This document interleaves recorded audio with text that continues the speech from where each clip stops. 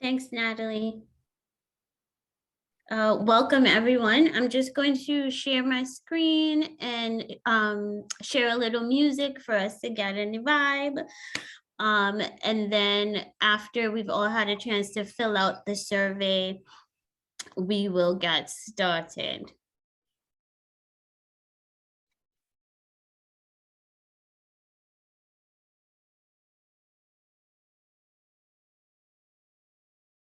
We got this. Yeah. I feel make it. Ooh. We don't have no other choice but to be strong. We're gonna make it. What do you mean? God. I am a voice of hope, and I just wanna let you know that I believe in our strength as a people and the promise of a bright tomorrow. And I want you to believe on trust. I know God is watching over us, and I believe if we all come together now, everything will be alright. If we only press on. Strength in the bond and the ties among this generation. Unite and be one, the fight will be won. Come on, Caribbean. Don't worry about the circumstances. Don't stress about the fears and the madness. Together we will take our chance at life and conquer it. Don't worry about the circumstances. Don't stress about the fears and the madness. Together we will take our chance at life, 'cause we got this. We got this. We got this. We got this. Caribbean people, we got this. We got this. We got this. We got this. We got this. We got this. We got this. We got this. I am the strength within, yeah, I know that we will rise again, and I'm sure we can lift our people. It's a fight and we must all be shared. I can't believe this day has come. For our sake, we must keep distance. Everyone looking out for their neighbor. Islands in the Caribbean sun. It's time to be strong, the battle is on. For the future of each generation. Every daughter and son united as one. Sing on, Caribbean. Don't worry about the circumstances. Don't stress about the fears and the madness. Together we will take our chance at life and conquer it. Don't worry about the circumstances. Most Don't conscious. stress about the fears and the madness. Together we will take our chance. No stress. We got this. We got this. Oh yeah, we got this. We got this. Oh yeah, we got this. We got this. Yeah, we got Caribbean people, we got this. Hear me? Rough it, tough it, dirty enough, still have to get up. Hold firm in at the giddy and when happy stand up. As virus a rush, we still can't touch, we still can't crush we. We have faith, hope, strength, protection of the Almighty. And we prayed up, yes, yes, we prayed up. And we stayed up, yes, yes, we stayed up. Head high full of confidence, we not keep bucket and then we never gave up. Big up essential workers, rest in peace. We fallen soldiers, corona can't conquer. We West Indies, one love and unity. Yeah. Don't worry about the circumstances. Don't worry, no. Don't stress about the fears and the madness. Together we will take our chance.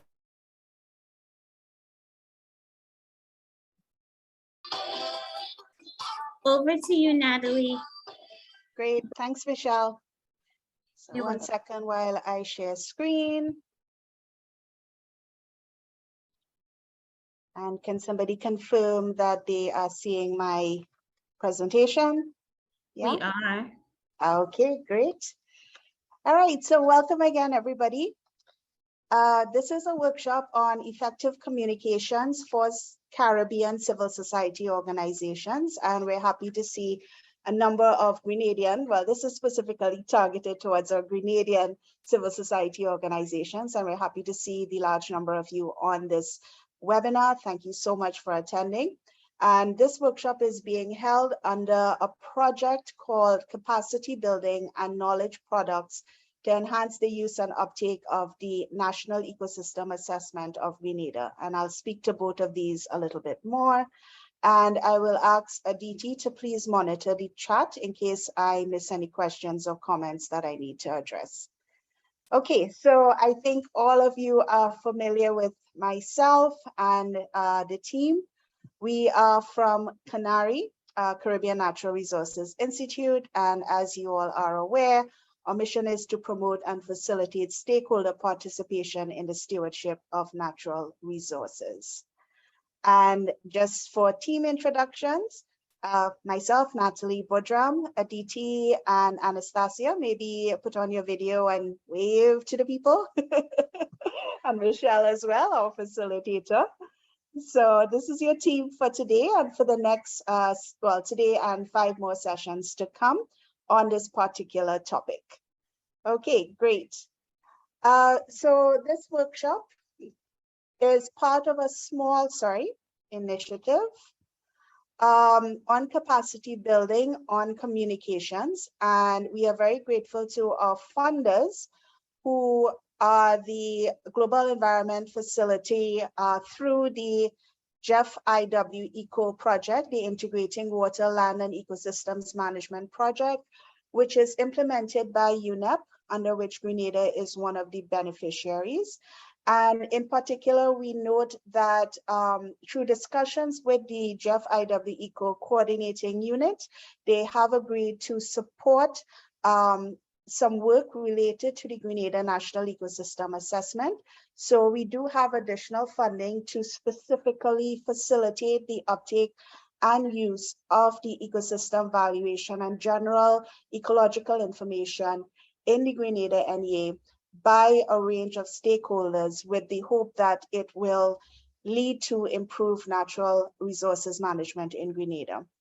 And specifically, the 2 activities under this small project is this workshop on how to communicate environmental information, in particular focusing on information from the Grenada National Ecosystem Assessment.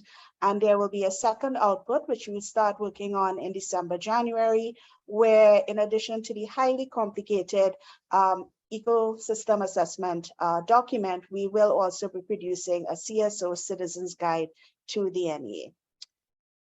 Okay, so just some brief information on the Grenada NEA. It's a project that's led by the Environment Division with support from CANARI.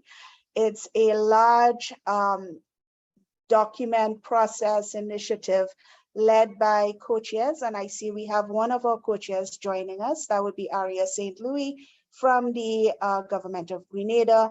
Our other co-chairs are Sandra Ferguson, who is very active in the CSO circuit in Grenada. And also we have our technical co-chair, who is John Agard. But in addition to them, we have an author team of about 100 national, regional, and international authors. And I've introduced a couple of them. We have Cindy, we have Adrian, we have Alana, and a couple others as well. So they are here to participate in this workshop. And this workshop and project is part of our strong emphasis on participatory approaches, where we're looking to make sure the Grenada NEA has both input from and heavy utilization of information by civil society and other stakeholders.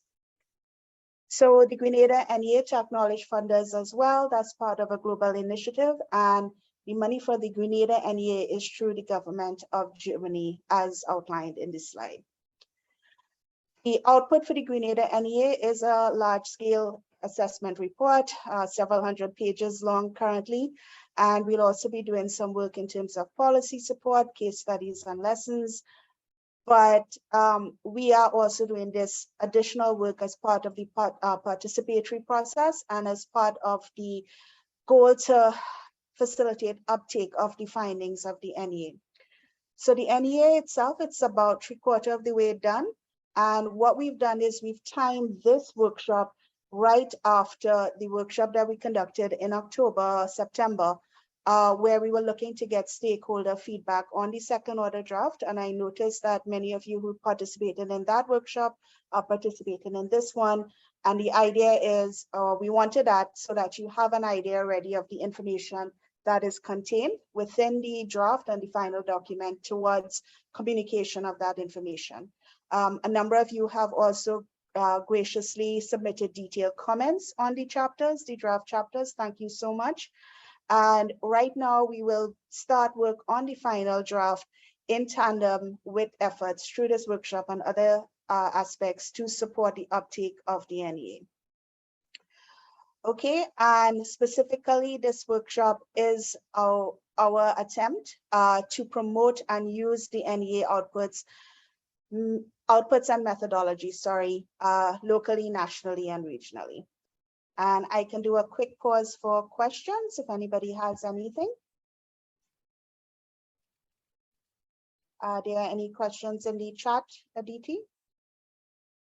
No questions in the chat as yet. Okay, great. All right, so on to today. So for this workshop, this is the first of 6 sessions. Oh, sorry, it's not 12:15, it's from 9 to 12, and we actually might finish a little bit earlier. So it's between 2.5 to 3 hours each of the days. And as I have explained, we're trying to build communication capacities for CSOs in general in Grenada, but also to build capacity to utilize the information in the Grenada NEA as part of communication strategies. And we actually will be doing work. Each session apart from today, we will be working on specific campaigns. And what I'm hoping to do is early next year when we get to let's say early to mid next year when we are finishing up the NEA and trying to launch it, etc., that we time the execution of some of these strategies. So I haven't fully thought out how and when and why as yet, but just know we're actually creating some products that we hope to implement next year as well as part of the overall rollout of the Grenada National Ecosystem Assessment. All right, today is just an introductory session. I mean, it will be very detailed, but it's mostly to introduce and sort out a few things. And then from Thursday, we will be assigning you all to groups based on your preferences to work on specific campaigns on specific topics. And we'll have a discussion on the topics later on. And as I mentioned before, we're actually looking to do 4 campaign topics. And at the end of the workshop, we will hoping to have 4 draft communication campaigns / strategies for implementation next year. Okay, and at this point, I would just like to introduce our main trainer facilitator, who is Michelle Morales, and she is a communication expert, and she's worked a lot with the non-governmental nonprofit sector, background in mass communication, and she has done a lot of work training CSOs to be more effective communicators, and in particular to build also relationships with the people that you want to communicate with, including media, community members, government officials, etc. So thanks a lot, everyone. And Michelle, over to you. Thank you, Natalie. It's actually Michelle Morency. Oh, Matthews Morency. Oh, but that's okay. That's okay. I'm just give me a second to share my screen. Welcome again, everyone. I am really excited to be with you and to be facilitating this course for you over the next few sessions, right? So can everyone see my screen? I'm just going to make it larger. So for the next few minutes, I'm going to take some time to just walk us through what we can expect to encounter during this course.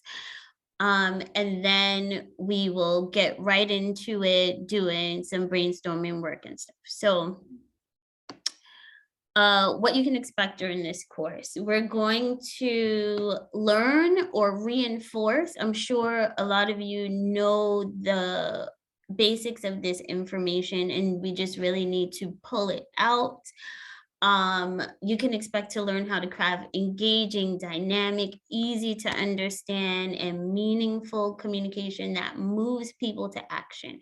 And as Natalie said, we're going to do that in 6 classes, which will be broken up like the ABCs of an effective communication strategy, all about data, implementing tools, communications teams, timing and resources, monitoring and evaluation, and putting our communications action plans to work.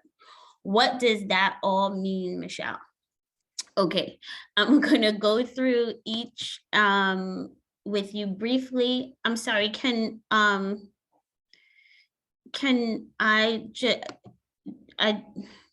can I take a minute, just a second, please?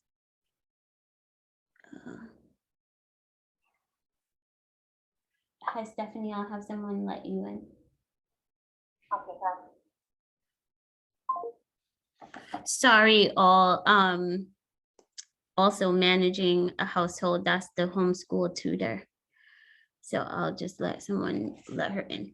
Okay, so in the ABCs of an effective communication strategy, we will cover the key elements of an effective communication strategies, how to develop and use or implement each part of the strategy, the difference between an effective strategy and an ineffective or not so effective communication strategy, and strategic targeting. What is strategic targeting and why it's important to an effective and successful communication strategy. From there, we'll move on to all about data. In all about data, we will cover how to use the data available to us to strengthen, lend credibility to our messaging, how to guide which stakeholders we target and when we target them, to inform how we decide what communications products and platforms we choose, and ultimately use to reach our stakeholders, and to measure the impact of our communications messages. So we're going to take the data available to us and leverage it on 2 fronts. One, to inform how we build our strategy, and 2, to make sure that our messages are strong and grounded in evidence and data that we can point to.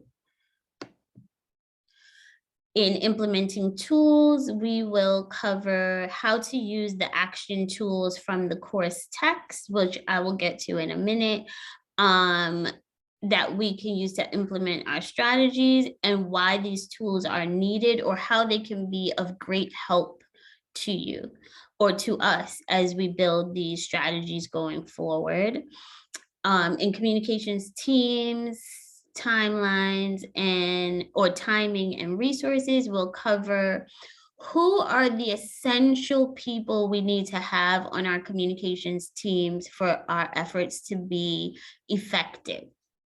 The attributes and skills that are needed to fill those roles, who on our team is best equipped to fill those roles, and then filling any gaps in capacity we may have, either by leveraging partners or doing trainings and workshops to get our skill levels up to that point.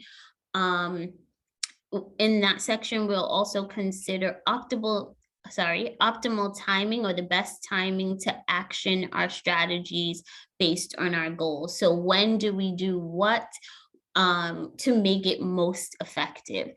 And then leveraging the resources available to us to maximize our efforts. What monies, what human resources do we have available? What data resources can we pull on? Who can we look to in our networks to help us gain influence or spread our messaging? And in monitoring and evaluation, we'll look at why monitoring and evaluation are mission critical to a successful communication strategy, and implementation plan, tools we can use to measure our campaign's impact, and success indicators for our communications campaigns. Oops, sorry. And then in our final session together, we want to focus on practical tips to get our strategies off the ground. What can we do now to get our strategies up and running? Working through any challenges we anticipate, and using the data from our M&E tracking to adjust and pivot during the implementation phase. Our course texts and resources that we will be referencing are 2 texts by Canary, an advocacy toolkit for Caribbean civil society organizations. Another communications toolkit, Communicating for Conservation, a communication toolkit for Caribbean civil society organizations working in biodiversity. And then as an additional resource, a communications toolkit by Cause Communications that is also very rich. For the most part, I will be pulling the tools that we need out of these reference texts and adjusting them so that they meet your unique needs or our unique needs for the purpose of this course. So, but all 3 texts will be available for reference on our learning platform. And what is our learning platform? The learning platform that we'll use and that will host all of the material, you will get a link to sign up for the platform is Thinkific. Obviously, all materials will be available to you at no cost. So if they ask anything about paying, you just bypass that part, right? So we'll be using Thinkific to host all of the slide presentations, guest presentations, the reference text, any in-class practical work that we're doing, any handouts will all be available there for viewing after each session. So in today's class, we are going to cover our community agreements, the key elements of an effective communication strategy, the difference between an effective and ineffective or less effective strategy, and what to consider when developing a communication strategy taking a strategic approach to our communications. So I'm going to take a little pause there and just ask if anyone has any questions right now. I can't actually see the chat, so Aditi, you'll have to let me know. No questions just yet. Okay. Not seeing any hands up as yet. Okay, so can we hold for 1 second? I just need to run out. I actually did not let that lady in, sorry. Just give me a second, please. Okay. Guys, in the meantime, we shared a link. Aditi, can you reshare the link to the pre-workshop survey? We're just doing a little bit of a survey to gauge your skill levels in terms of communications. Yeah, so Aditi just shared that link. Basically, we'll be doing the survey today prior to the workshop or during the first session. And then we'll be re-administering the survey at the end after the 6 sessions, hopefully to see some improvement in capacity. So it's our internal monitoring tool as well. Yeah. And Michelle is back. Go ahead, Michelle. Michelle, you're on mute. Sorry, sorry, Natalie, thank you. Apologies about the disruption.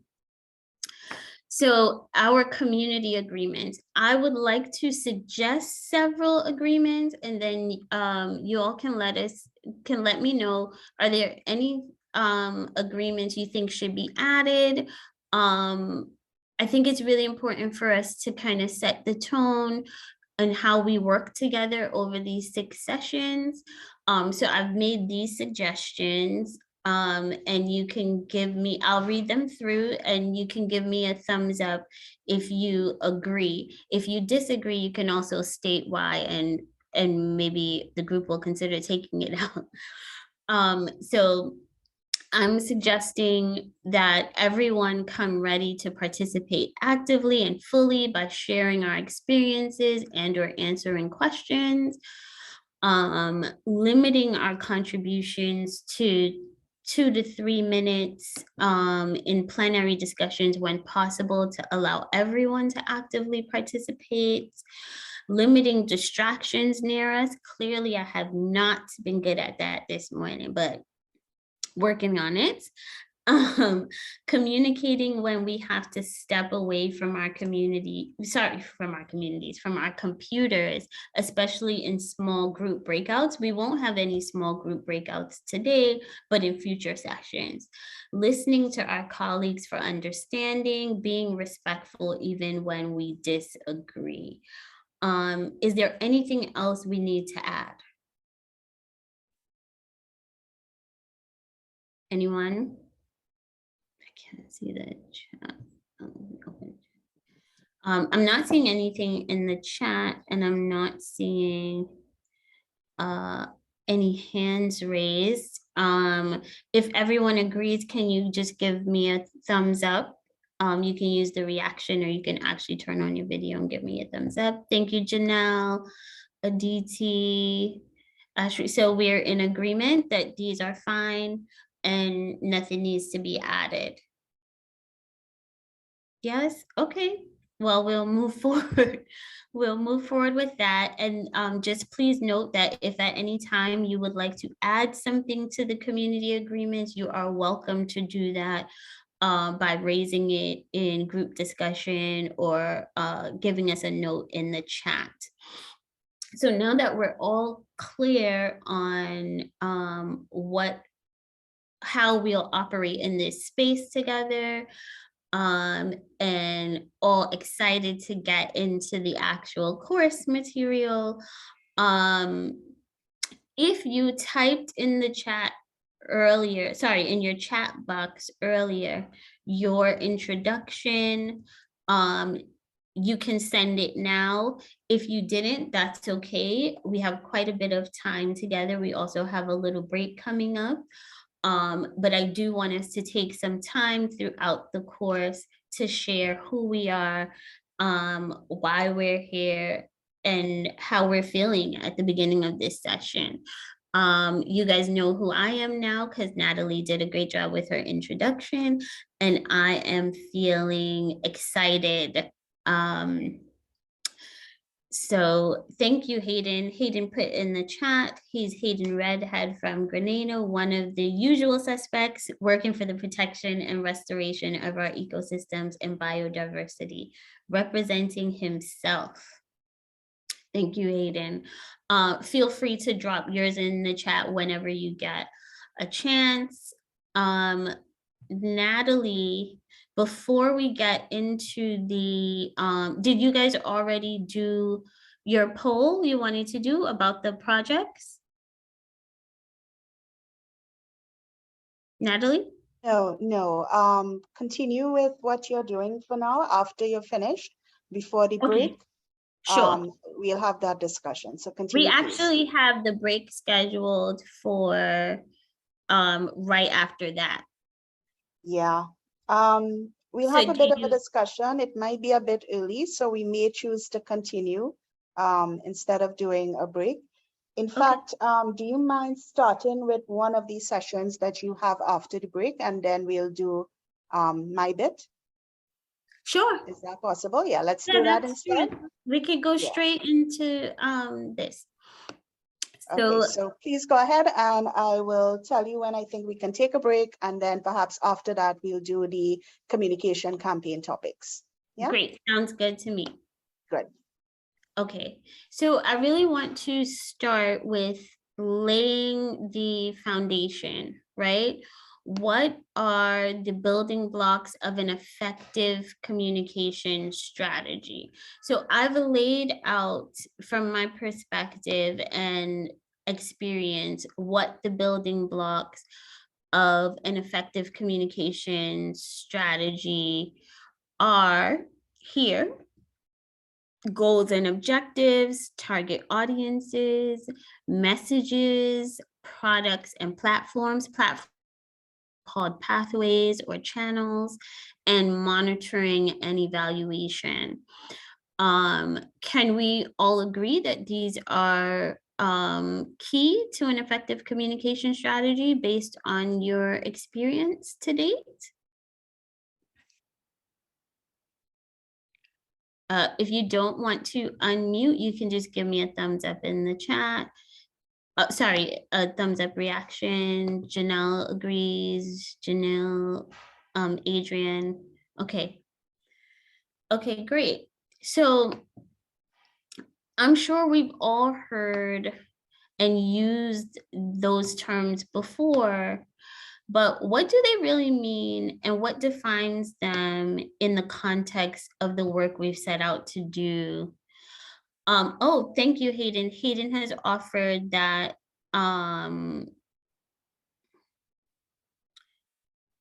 also adapting to feedback is a key element of an effective communication strategy, and that is absolutely true.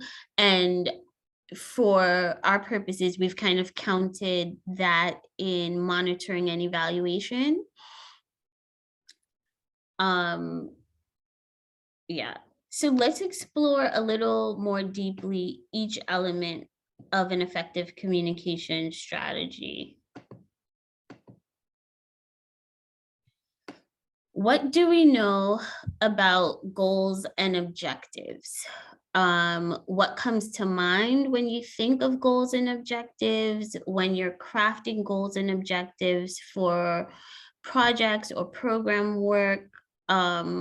What are you considering? You can go ahead and share in the chat. You can also unmute and share if you'd like. I am just looking to, or raise your hand if you'd like, but it doesn't seem like anybody is. So what do we know about our goals and objectives? So I'll share a few things we know or should know about our goals. Oh, go ahead, Renrick. So when I think goals and objectives, goals could be seen as, you know, the light at the end of the tunnel. What is the long term, or, you know, the broad or general objective that is being pursued? The short term, however, steps to be taken to get to that light would be the objectives. Yes, absolutely. Gold star. Did you have anything else you wanted to offer on that? Anything else come to mind? So usually you start off with something that, you know, is achievable. So sometimes I would use the acronym, make it a SMART goal. Yep. Simple, measurable, attainable, relevant, and timely. Yes. Right. So I think that is how I sum it up. Oh, thank you so much, Renrick. That is absolutely true. And I think you have named maybe 3 or 4 things that I have on the next slide. Would anybody else like to contribute before I share what I think we should know about our goals and objectives? Looking for, okay, no raised hands and nobody in the chat. So I'm going to move forward. So exactly what Renwick described. So our goal is our broader desired outcome, what we hope to achieve. Our objectives are the smaller milestones, actions taken to achieve that outcome. They should be SMART, specific, measurable, attainable, results oriented. Most people don't include this, but I do. Realistic and time bound. Hayden offers there should be a level of flexibility as we are all still learning and may need to adjust our objectives and goals. That is absolutely true. And I think it's a good point for us to commit to memory when we think about building our communication strategies and implementation plans. These are fluid living documents, right? Not because you wrote it in your plan. Like if you wrote something in your plan, but it's not working, it doesn't mean that you have to stick to that, right? You can use the data and the feedback that you're getting from your M&E metrics and say, hey, this is not working, but we can try this other thing. Or our goal no longer seems achievable or attainable. Can we rework our goal and some of our objectives to make it work for where we want to go with our project? Right? These things are not meant to be stilted or carved in stone, so to speak, right? They are what I like to call working, living documents. Thank you for that, Hayden. Any other thoughts, concerns, questions on goals and objectives, specifically as it pertains to developing an effective communication strategy? I'm looking, but I'm not seeing any hands raised and anything in the chat, so I'm going to move forward. Okay, so what do we need to consider when devising or developing our goals and objectives? What do we want to accomplish, or what is our light at the end of the tunnel? Like Renwick phrased it. Why do we want to accomplish this, right? What is the purpose? Are our goals and objectives specific? Does it or do they say exactly what end we're hoping for? Oh, sorry, guys. I'm really, really bad with with the touching. Or my trackpad is really sensitive. I'm gonna blame the technology. Is it measurable? Is it attainable? Is it results oriented and realistic? And when I say, is it realistic, right? Within the context of our work schedule and our organizational priorities, is it likely that this goal or objective will be accomplished? Is it time bound? Does it specify a reasonable time frame? So in short, is it a SMART goal or objective?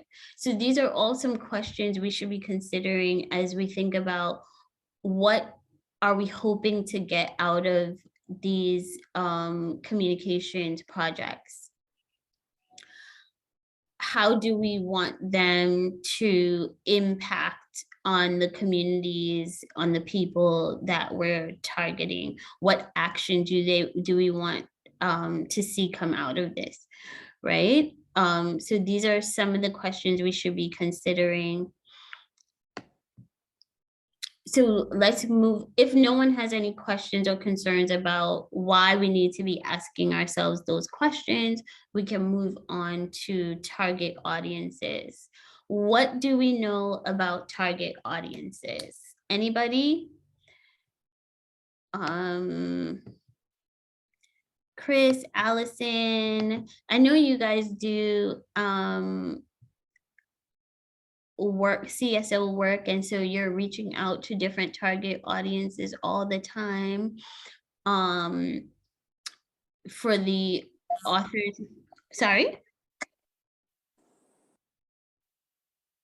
No, I don't Okay, think anything said hi, anything. Oh, go ahead, Chris. sorry. Just that for me, target audiences, there are different groups of people with different levels of understanding. Mhm. And for me, it's important to have an understanding of, at which level to pitch stuff at, because otherwise it's just going into an empty bucket and nobody's understanding anything. So it's about, yeah, okay. Oh, you can continue if you had more to say. I was just agreeing.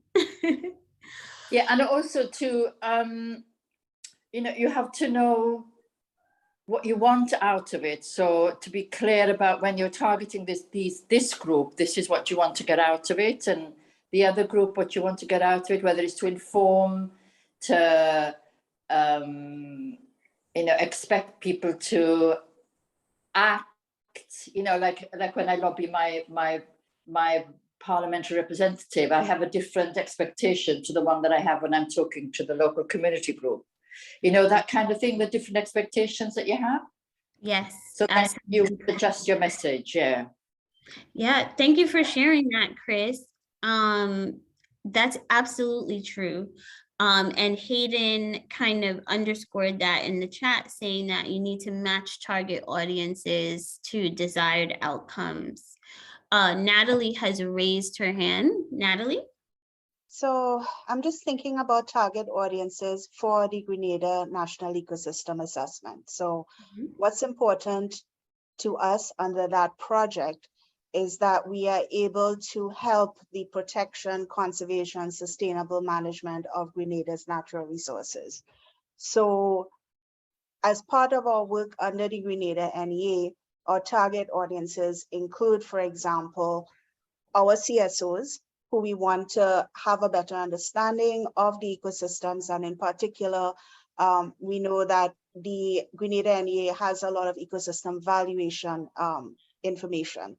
So CSOs are a target, and other targets include working with the CSOs to speak effectively to our policymakers, our government representatives, to be able to convey some of the information in the Grenada NEA towards better understanding of our ecosystems and conservation of them. So just as a broad perspective. So you're saying, Natalie, that your primary targets are CSOs, right? And your indirect? I would say that there are multiple targets on multiple layers. Okay. That we want to work with, which I think is not ideal as per your statements. It's a little confusing, and for each communication strategy we work on, we have to be a bit more definitive. No, I don't. I think, sorry, Natalie, not to cut you, but all communication strategies target different audiences, right? And as Chris kind of alluded to, you have to meet people where they are. And kind of tailor messaging, tailor your key messages to meet the audience that you're trying to target with more tailored messaging, if that makes sense. If it doesn't make sense right now, it will as we go on. But all communication strategies deal with tiers of target audiences and people at different levels who do different things. So we should not at all be overwhelmed by that. Yeah, and there are multiple layers, even in this course. So our target audience for this course is primarily our CSOs to help them communicate better. But even our prelim discussions for this workshop, it's for the CSOs to not only build their capacity, but also build the capacity of their stakeholders as well. So it's multiple layers that we're dealing with. I see we have another hand raised and we have some comments in the chat as well. So I see Sonia's comment in the chat, and Sonia says, I like to apply the RACI matrix. You are responsible to some, you are accountable to some, others you have to consult with, and some should just be informed. I love that, Sonia, and that's a really good way to break up your target audiences based on function and what you need from them. So you'll communicate, you'll design messages that speak to whatever part of the metrics they fall on. I can't see whose hand is up. Renrick? Oh, hi, Renrick. Go ahead. Yes, for me, from a communication strategy perspective, I think it's very important to underpin what your target audience care about, right? A lot of the times, messages are designed without the cares of the target audience in mind, and then you just come across like a salesman, right? Also, I think a very effective feedback mechanism is important, because sometimes you're communicating, and within the communication, your target audience is saying, listen, I really don't care about that. You're telling me about the oceans, but I really care about land degradation, right? So I think it's important to understand the cares of the target audience. Absolutely, Renrick. It's so important. That's when I say we need to meet people where they are, that's exactly what I'm talking about, right? If you are trying to target me for messaging and you don't know where I stand on that issue or why it's important to me, but are instead speaking to me from a place of what's important to you, I'm going to tune you out. And that is just natural, right? People speak from or relate to what holds their interest, what's important to them, what is key to their survival. And so we really have to, when we think of our target audiences and we start talking about messaging and fine-tuning or creating messaging to reach our target audiences, we definitely have to think about who they are, what their needs are, and why, what we need from them in order to move our projects forward. So Adrian is saying an approach I have used is to look at the stakeholders in terms of power, legitimacy, salience, because if I can understand the characteristics of the stakeholder, persons or organizations, then I can design my messages and approach. That is also very valid, Adrian, and one of the tools in one of the course texts speaks specifically to that,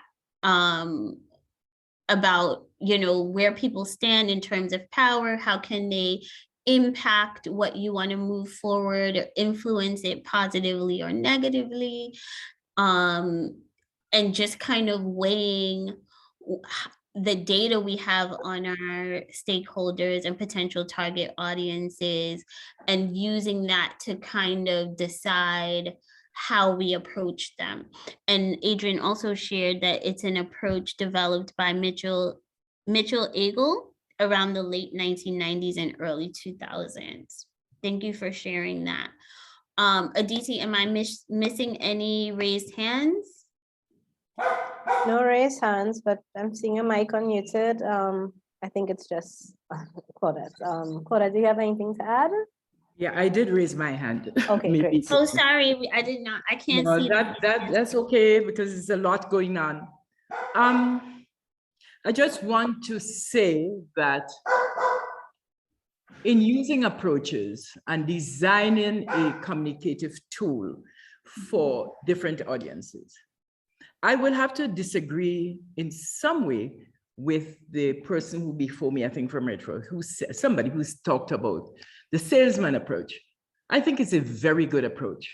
The reason being is, you were saying, they said, okay, if I'm not interested in the oceans, but I'm more interested in land degradation. So I'm not listening to you. But you're selling the oceans. So how are you going to make them listen? And we've found that the one-on-one communication with people, the salesman approach, door to door, I'm selling that cloth. If people like me who came out of the 60s, and so when we remember they're going around the different house selling pants length and women's dress length by the then Syrians who came in. They got the opportunity to tell you, well, how good the cloth is, what it could make, blah, blah, blah. And at the end of the day, you're convinced that even if you don't want this pants length that might be cotton, this one that might be rayon might be better for you, because they use the time. And this is what I'm using the time. And a lot of us today find it's too much work. It's too much work. It's better to click, click, click, click. But click, click, click would only reach the persons who are interested in the oceans. Interested in the land and not degradation and not the oceans. So we have found it to be a very, very effective tool using communication one-on-one. It is not what's used today. It is not sexy. It is a lot of hard work. But if you have to, and we're talking about ecosystems here, and ownerships, is easy to mobilize the CSOs. You said we all have emails, we all have WhatsApp, blah, blah, blah. But how do you get the people on the ground to take ownership of the ecosystems if you do not have an effective, I'm using it twice, to reach them? So that's the point I want to make here, that I think the salesman's approach is still correct in today's strategies. Thank you. Thank you, Claudette. Renrick, I saw that you unmuted. Did you want to respond? Well, I unmuted by mistake, but I can respond. I think the intent of my response was to identify with the audience first before designing the message. Now, if you understand, for instance, in the context of the comment I made, that your audience is more concerned about land degradation, then maybe your message can connect. You can show the relationship. Well, it doesn't stop at land degradation. It leads to coral bleaching. You know, if the lands are destroyed, this is the knock-on effect. So if you could first identify what your target audience cares about, then you could better craft a message that could connect with that person or organization that you're trying to reach. Thank you for sharing that, Renrick. And that's actually how I was going to respond to you as well, Claudette. I don't think Renrick is saying don't sell them on what you want to happen. What he's saying is let's use what they're interested in as the hook, right? Incorporate that into our messaging and then show them how what we want to achieve connects to what they care, what their core beliefs are, or what they care most about, right? Salesmen do that as well, right? So they try to catch you with something that interests you and then bring you around to see how what they are selling is better or connected to, or that you can use for what you want and what you like, right? And I think that's all Renrick, Hayden and I were trying to convey in what we shared earlier. So I think what you said is also valid, Claudette, that the one-on-one approach does work for some target audiences, but it doesn't work across the board for all target audiences. And so a big part of communication strategy and planning is who do we use what techniques with. And knowing a little bit about our target audiences allows us to identify who we can pitch one-on-one, door-to-door, versus who we need to reach in other ways. So all my notes have already been covered, and I'll just talk them through. Claudette, I saw that you unmuted. Did you want to share? No, I mean, I agree with you. I'm not convinced, and I'm old school. That's what worked for us in the past. Maybe the new trend of young people today might be different. So I take your point. It's a valid point, but I'm just saying, even today, that as an organization, that's what we saw worked for us in terms of getting people to understand the importance of the conservation of the leatherback turtle. What is important? It was the one-on-one approaches. That's where we made a success. So I'm just using it to say, in specific audiences, yes, you use different approaches, but I was specifically referring to if you want to get ownership in terms of an ecosystem approach to getting people to understand, you have to get ownership by the communities and the people who are affected, who will have to own the ecosystems for sustarbity. And it's absolutely, yeah. No disagreement here. You know, We agree. let's take, for instance, women. Women are single women, some they're not working, they're unemployed, they're home. Let's think about what women does on a daily basis. You think they have time to listen to the radio and the TV when they have the washing and the cooking and all that to do? Where you catch them is going at a time when you can have a conversation with them. And if you don't use that kind of approach, you could be leaving out a significant portion of the community that you need to communicate with. Yeah, but we're not saying not to use that approach. We're agreeing with you that it's a valid approach. Yes. That should be incorporated into our communication strategies for those we know it will work with, right? So we agree that it's a valid approach and should be adapted. I think maybe where we differ is the thought that that approach can be taken on a wide scale with across target audiences. But we shall see, we'll see how it plays out as we build these strategies together. So just to kind of summarize the target audience part of our chat. Sorry, is there something in the chat? Yeah. The stakeholders we want to influence or sway, people or institutions we want to reach.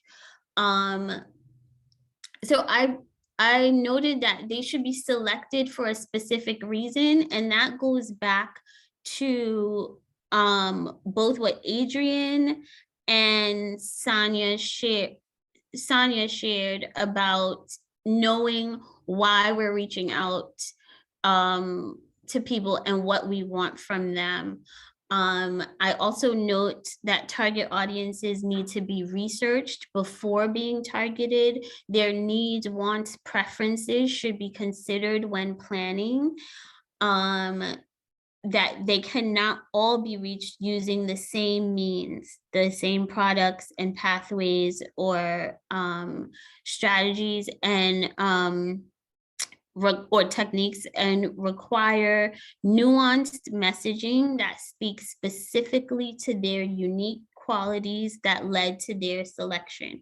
So in the case of women who do not work outside of the home, but are homemakers and run their household, like Claudette brought up, we would consider that, right, in our strategy. So and if what you say is true, they're not watching TV, they're not on social media, they're not listening to the radio, but they are open to connecting with people who show up on their doorsteps.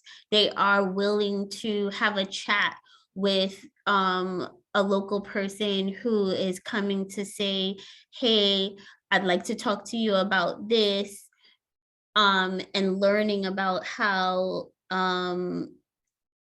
it impacts their community and their lives and their children. So yeah, so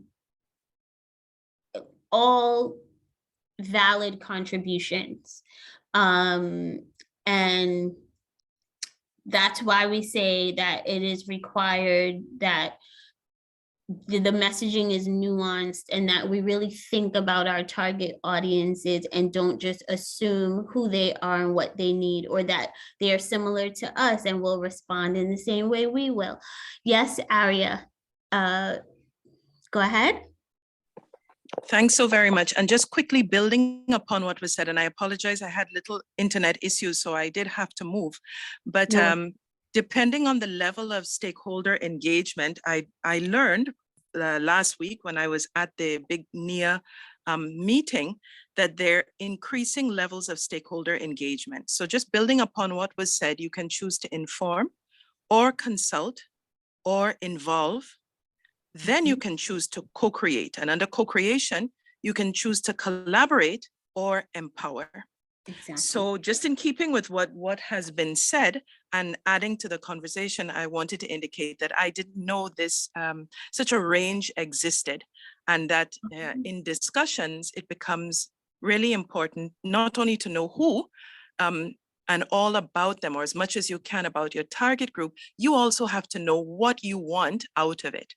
If I want to empower the minister in decision making, then I need to think carefully and plan a strategy for that. If I only want to inform cabinet, that's a completely different thing.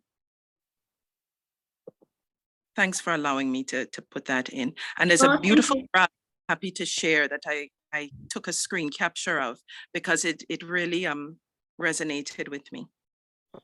Great, thank you, Aria, for sharing, and Claudette also for sharing.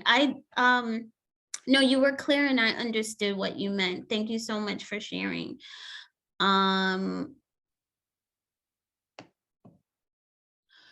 So just to summarize, not summarize, just to summarize, on target audiences, what do we need to consider when deciding who to target? So we did talk about this at length, so I'm just going to kind of read through these questions.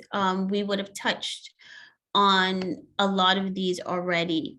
How can this person, group of persons, or institution impact our goals? How much do we know about them? Do we have the resources to access the information needed to potentially sway them? Is there, okay, so is their liberation tied to our liberation? I'm referencing there a indigenous quote that says something like, if your liberation is tied to our liberation, then we can work together. But if you've come to help, I don't need you, right? And for me, that really encompasses getting people's buy-in and references in some ways what Claudette was talking about, getting people to take stewardship over the issue, right? Like, we're in this together. So is their liberation tied to our liberation? Meaning, do they benefit in any way from the change we're trying to make? Are they a part of it? Are they stewards of it, right? And how do they benefit? And is it enough to move them to act?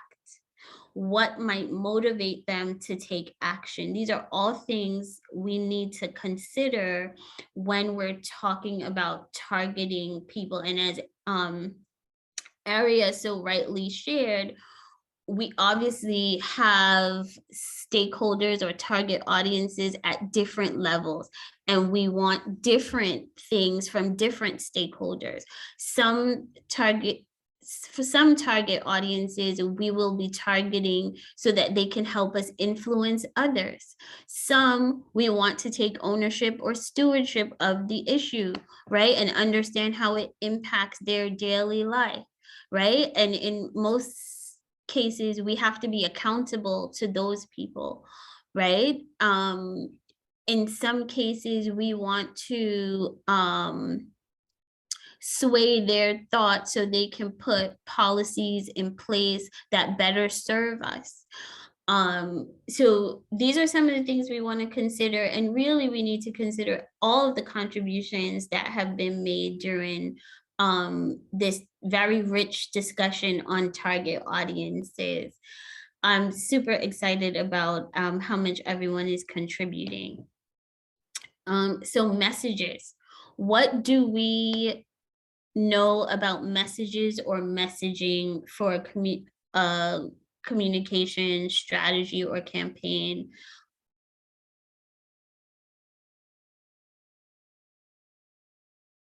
I don't want to talk over because we're having so many rich contributions. So I'm just going to take a little beat and let you guys, if anyone wants to contribute, raise your hand. I cannot see the hand raising, so I'm just ticking through.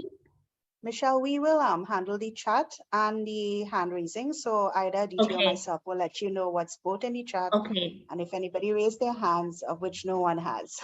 Okay, great. So with no hands raised, I'm going to move forward and tell you what I think we need to know about messages and messaging.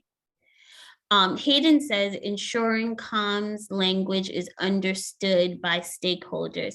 Absolutely. Absolutely. So here are a few other key things we should consider about messaging, right?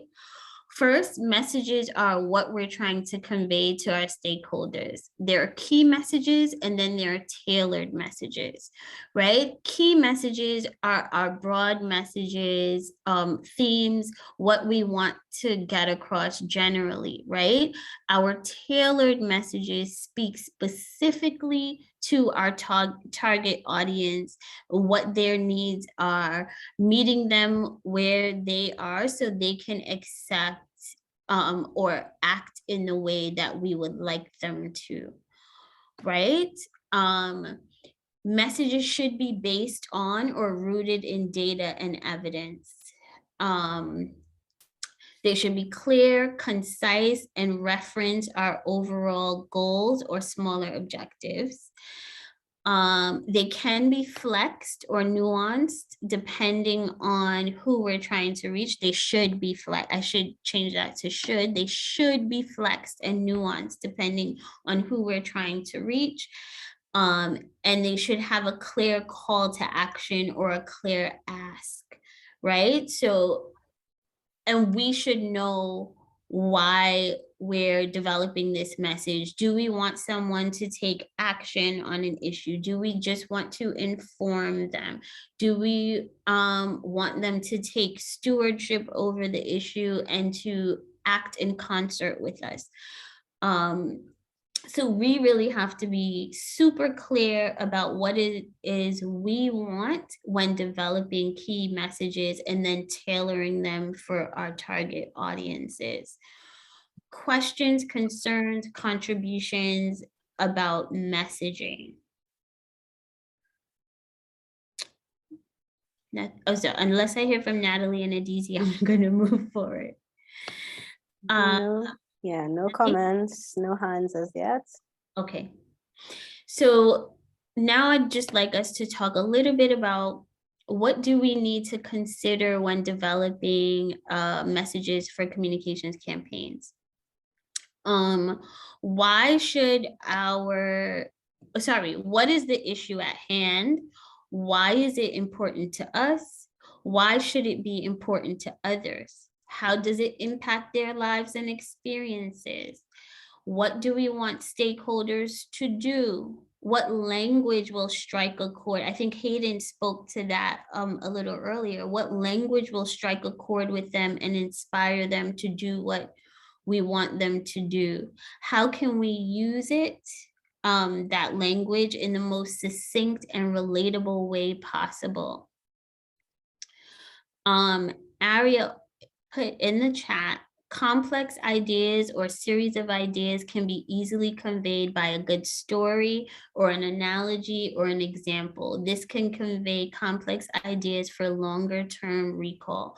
Absolutely. So you, and essentially what Aria is suggesting is that we make more complex or jargon heavy or science-based ideas simpler and more relatable, so that people recall the story you told and then they connect that to the more complex idea and what you asked them to do. And I think that is a great area, and it's a great technique to use when building out your communications products and platforms. So if no one else has anything on messaging, products and platforms are what we use to get our messages across to people or to our target audiences, our stakeholders, right? What do we know generally about products and platforms? Anyone want to share?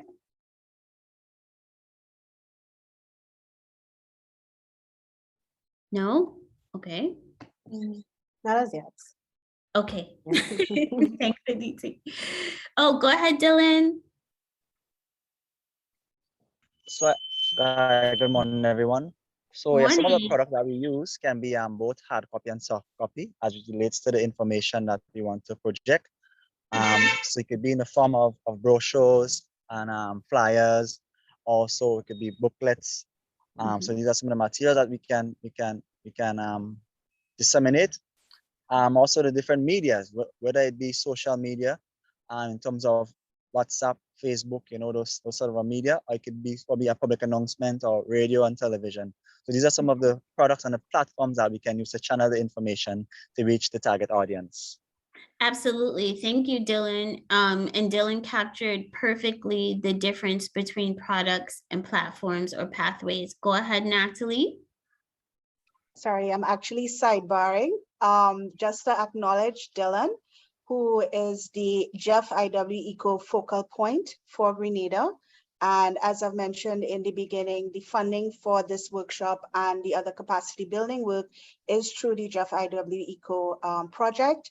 The project coordinator for the Jeff IW Eco was not able to be here today. She will deliver some remarks on the 8th of November, but just to say thank you for being here, Dylan, and thanks so much. Okay, bye.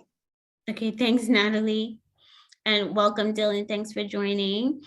Yes, most welcome. So Aria has contributed in the chat, read products and platform, there's a bewildering array of them. Yes, indeed, there are. CAP surveys have been done and shared on what works with different groups. Also true, radio and morning programs for some, Twitter for others, WhatsApp chat groups for informal. Yes. It is always a good idea to do a CAP survey or access CAP surveys that have been done in your area, in your fence line communities or the communities that you're hoping to reach, amongst the target audiences you're hoping to reach, to find out what people respond to, what their communications preferences are, because that then allows you to pick the products and platforms that will reach the people you want to reach, right? And for some people, those platforms are more traditional, like radio and TV. For others, it's, you know, social media. For some, it's still old school, door to door, you know, one-on-one chats with another person. And all of that needs to be taken into consideration when we're designing and developing products and then disseminating them via platforms. Products, as Dylan kind of made the distinction for us, are the communications tools that encompass our messages. Sorry guys, that's a typo. I'll correct it before I upload to Thinkific. Platforms are the pathways or channels we use to disseminate the products. So depending on they are both dependent on who is being targeted and what they best respond to. Some examples, additional examples to what Dylan shared on products are podcasts, policy briefs, blogs, vlogs, newsletters, films, flyers. Those are all examples of products.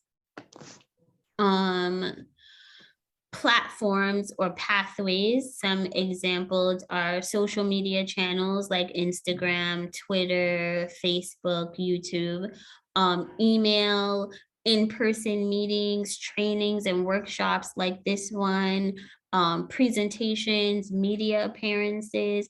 Those are all ways to disseminate the messaging that you have developed and created great communication products or knowledge products with, right?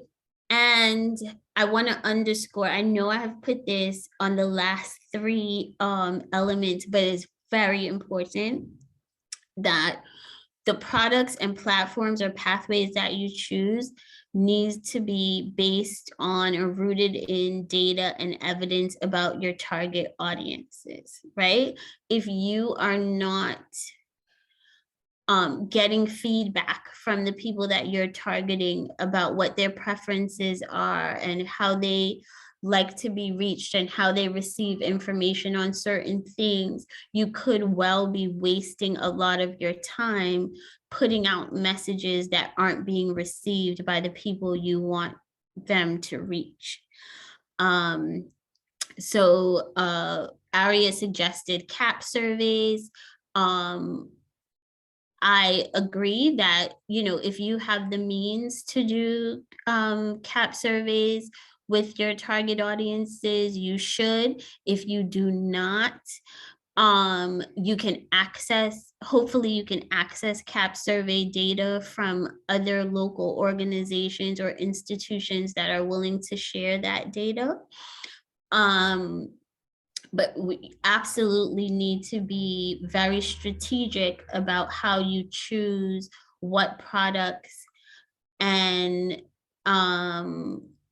platforms or pathways you choose to disseminate the information. So what products you choose to develop, and then what platforms and pathways you choose to disseminate them. Okay, that was a mouthful. Any thoughts on products and platforms or pathways before I move forward about what we need to consider? Sorry, I didn't mean to do that. Oh geez.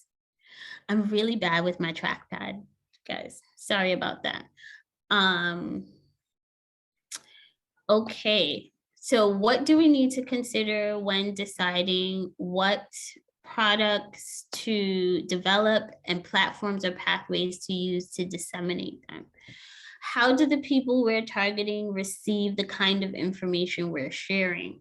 What platforms do they frequent, and when are they most open or receptive to receiving that information, right? So just knowing that Michelle in Aranguez is partial to radio is helpful, but not as helpful as it could be, right? Did she listen to morning radio on her way into work?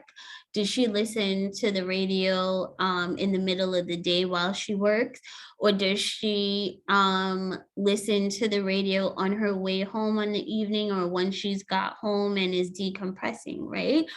You want to get as much specific information as you can with your particular target audiences or prospective target audiences, so that your communication strategy and subsequent implementation plan can be as detailed as possible, and you're really getting to the heart of who you need to reach. Does that make sense? Give me a thumbs up if you're following, or a raised hand if you disagree.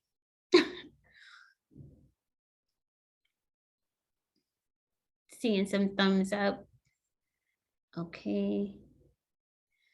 Great. So we agree. So we can move forward to monitoring and evaluation. What do we know about monitoring and evaluation? What comes to mind when you think of M&E?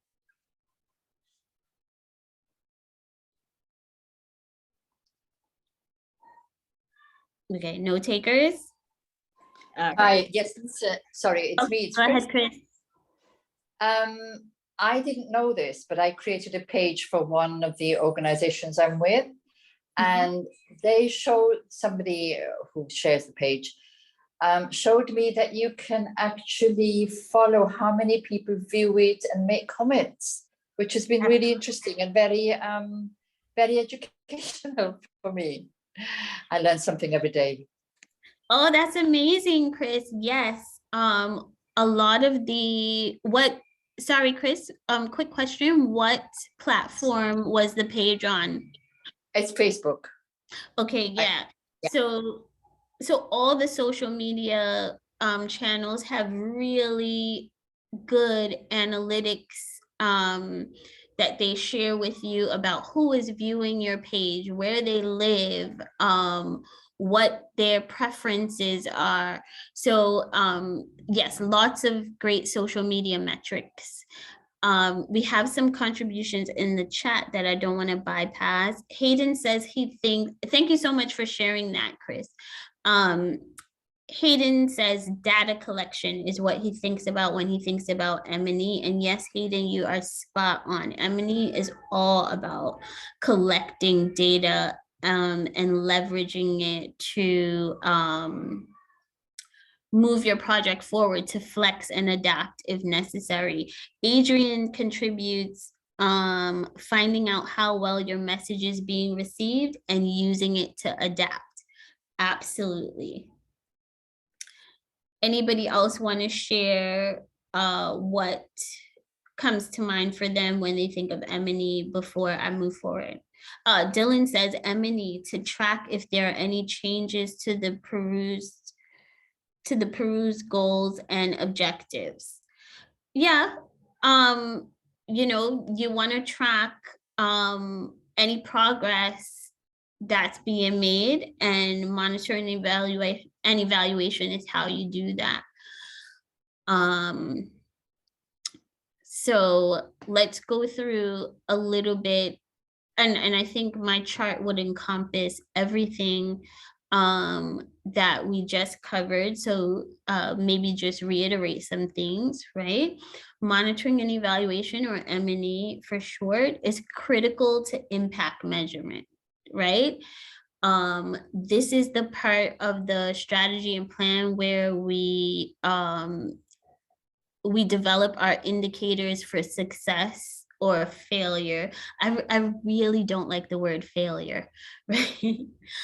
But this is where we decide, okay, this is how we know we're doing a good job. And then also where we say, okay, this is how we know if we need to pivot, right? Pivot, adapt, flex. M&E can provide the necessary information to justify. Oh, thank you, Dylan. I was trying to figure out what you were, what the word should have been when. So Dylan meant pursued goals and objectives. Thank you for that. No worries. I knew it was a typo. I just didn't know what word you're trying to get at. Hayden shares in the chat, we monitor for successes and use these to enhance communications. Also very true. And as I was saying, they can provide the necessary information or data to justify pivoting or reworking elements of your strategy and plan.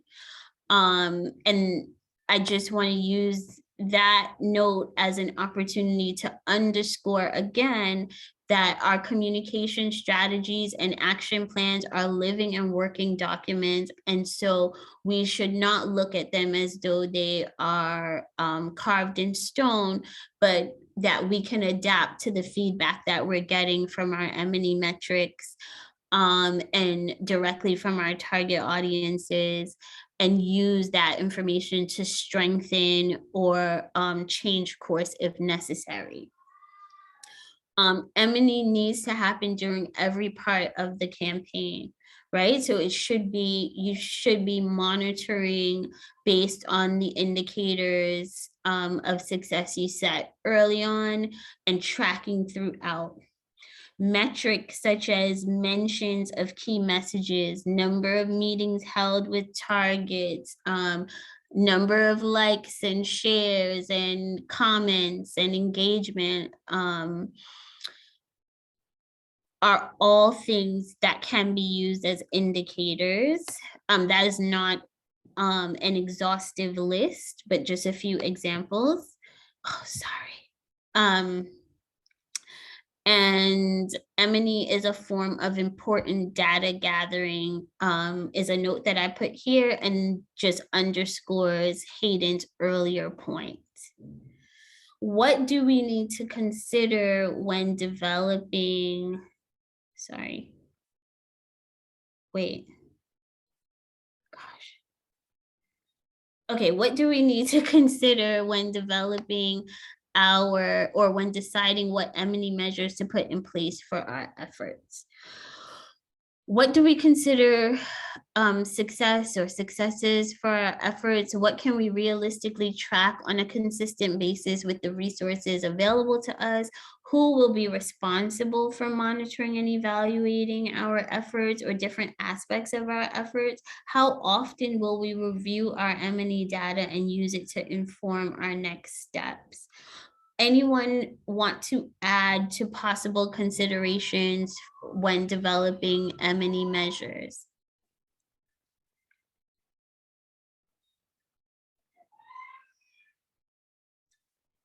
No? Okay. Oh, I heard something. Did someone unmute? No, I was just gonna say no hands up as yet. Oh, I got excited. Thanks, Aditi. Okay. I think now is a good time to take a little break. What do you think, Natalie? Agreed. This has been good, but it has been a lot to absorb. And I mean, we appreciate the depth. But yes, let's take a break. Let's say a 5-minute break for you to go get some coffee, walk around a little bit. And we'll resume at, well, let's say it's 10:40 now. We'll resume at 10:45. If you haven't filled out the survey on your capacity on communications, please go ahead and do so now as well. Basically, we want to compare before and after, and we will reapply the survey at the end of the workshop. So we're going to break now. Thanks, everybody, and we'll start back at 10:45. Thanks.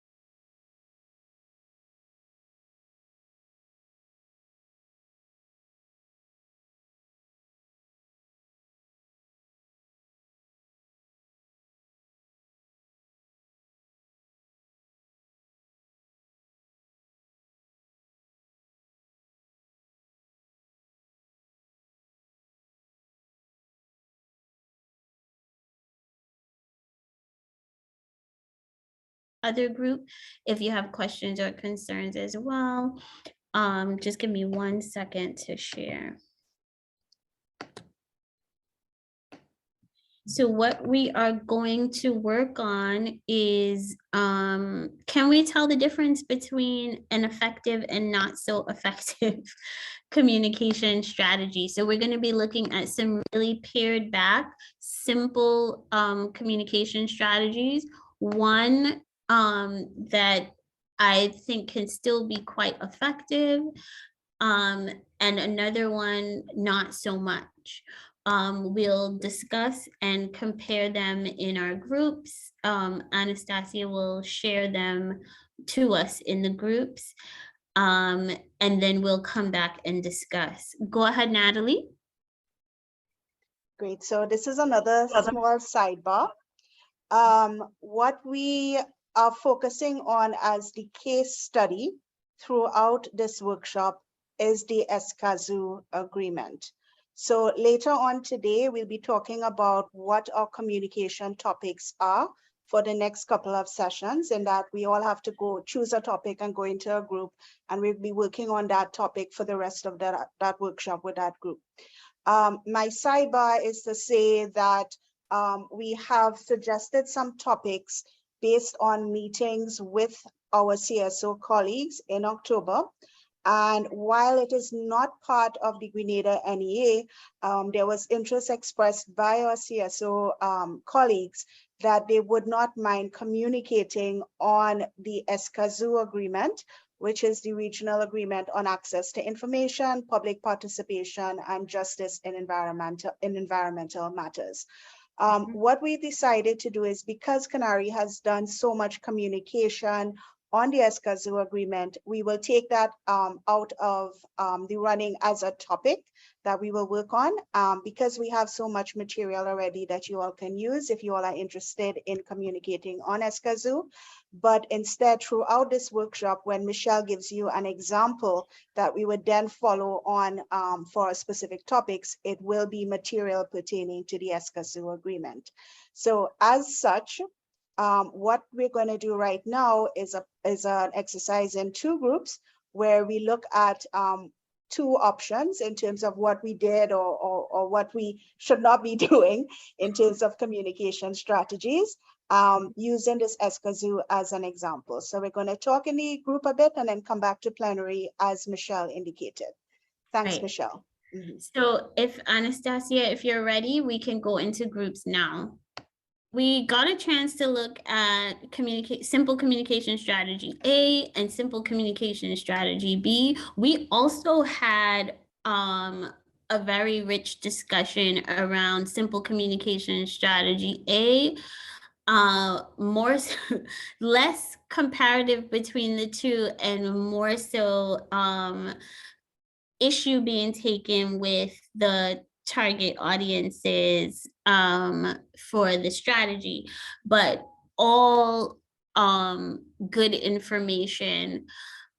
I would like to ask Natalie, have you chosen someone from your group to share a little bit about your discussion? My colleague Hayden kindly volunteered. Oh, great. Right. So we'll have Hayden share about what happened in your group. I will ask Terrence if you are willing to share a little bit about the debate that happened in our group. Sure. And then we can discuss which of the strategies works and which didn't, if any work. Right. So over to you, Hayden. Alrighty then. So we have called our group due to how democratic the process of selecting the rapporteur was. We will be known as the New Democracy.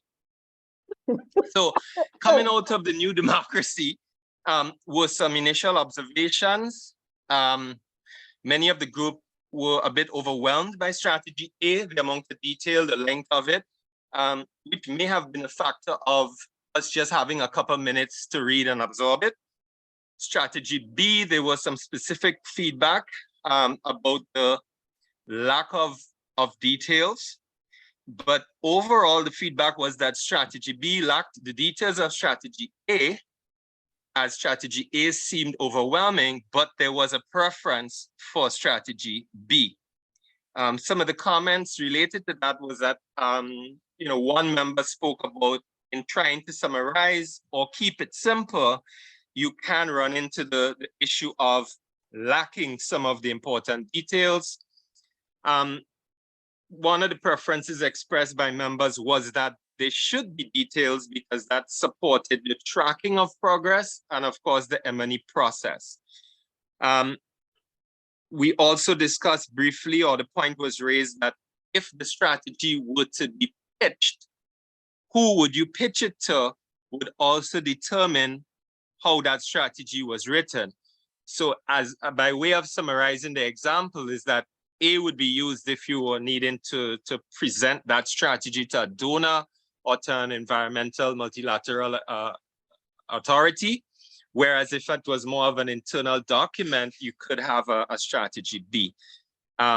One specific mention was made of the target audience, and that was also an observation that in A, the details were listed of the specific countries, whereas in B, it just said regional.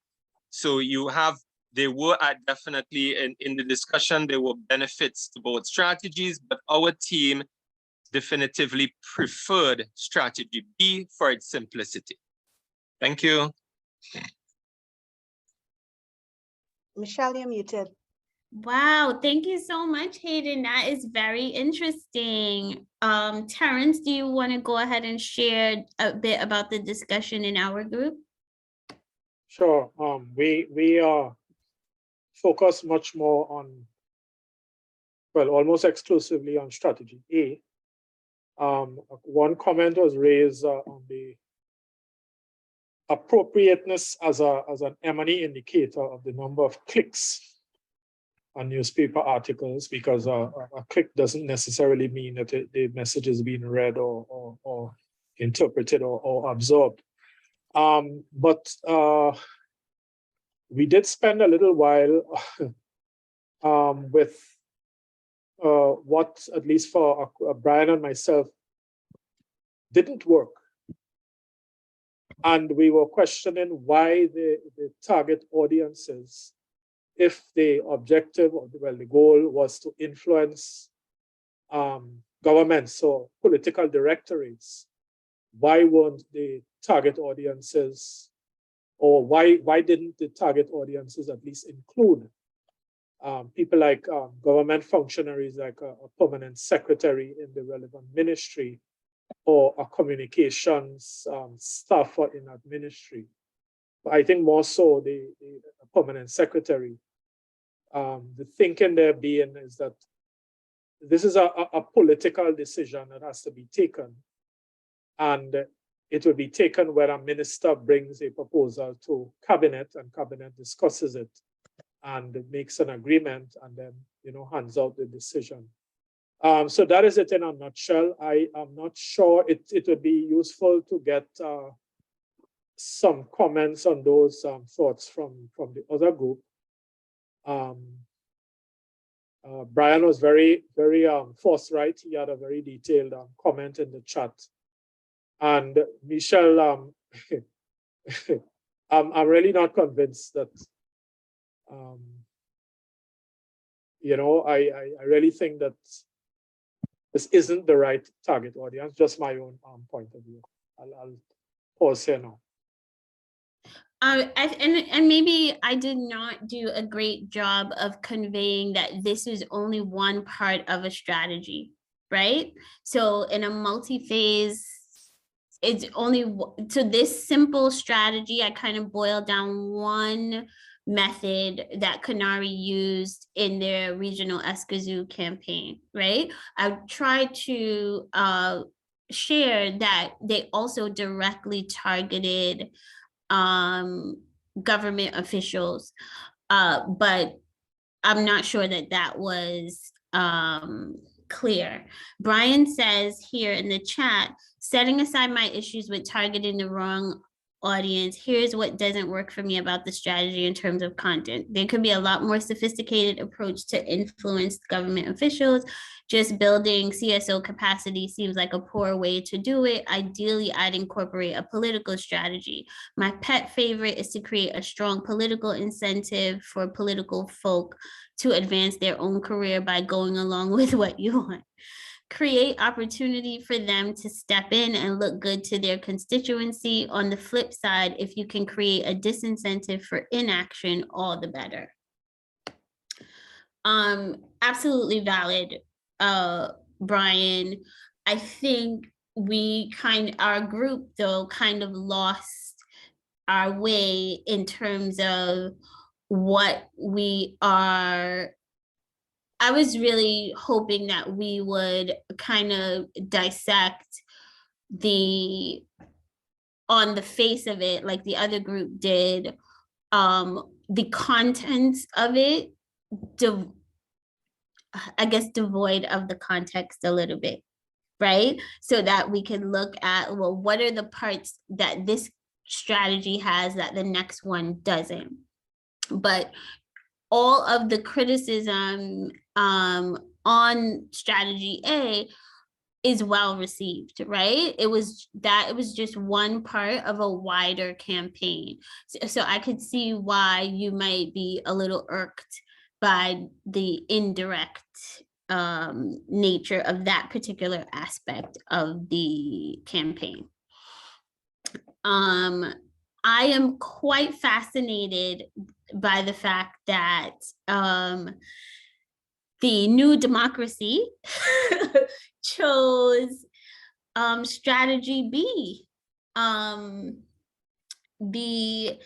an internal document, I will say that strategy A would have you develop a far more effective strategy that you had to put in place, because as Hayden mentioned, it was more detailed, it provided more insight, the message varied based on who was being targeted, it utilized different products and platforms, and there were several or clear indicators for monitoring and evaluation. And strategy B lacked all of that. Go ahead. Hi, Hayden. Michelle. Sorry, I just wanted, just for clarification, it was not a choice. It had to do, it was a factor of who within the team gave feedback. And that's why I gave a summary that it was a more overwhelming feeling by those who spoke up. But we didn't, for example, poll the team. And even my preference would not fall within strategy B, but I was reporting the general feeling from those who spoke on the team. Understood. Yeah. Yeah, Terrence is asking, can we see strategy B again? Sure. Are you seeing it? You guys are seeing my screen, right? No? Natalie's saying no. Oh, yes, yeah. Yeah, we're seeing it now. Yes. Thanks. Oh, okay. And just So guys, I would like to try an internal document or not. As an internal document, that first one was still too convoluted for me. We need bam, bam, bam. And I felt strategy B gave us bam, bam, bam. I think that's the scientist in you, Natalie. That's the Natalie in Natalie. The communications person in me is shouting, what? No. No, I agree. I have to say it again. I agree with Natalie, because I know that, we were talking about this a long time ago about how to create simple communication strategy to affect policymakers, right?